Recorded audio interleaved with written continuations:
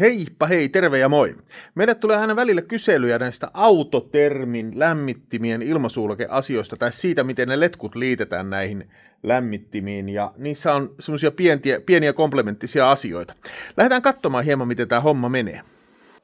Eli ensinnäkin meillä on Autotherm Air 2D, se löytyy tuosta tuo lämmitin, ja sitten kun sinne jengi alkaa työntää sitä letkua paikalleen, niin se ei meekään, koska siellä on tämmöiset ritilät päissä.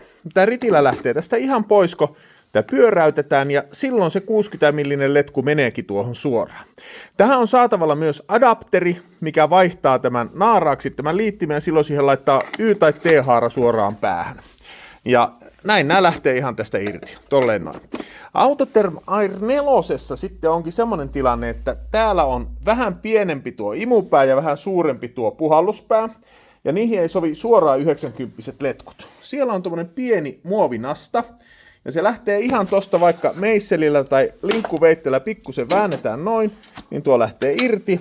Ja täällä on tää tuulettimen siipi. Meillä on tähän sitten tämmönen adapteri, mikä muuttaa imupään 90-kymppiseksi noin. Ja samoin täällä on tää puhalluspää. Tää on pikkusen, tää on 96 millinen. Naksautetaan tuo tuosta irti. Näin. Ja sitten laitetaan tuo sulke tuohon paikalle noin.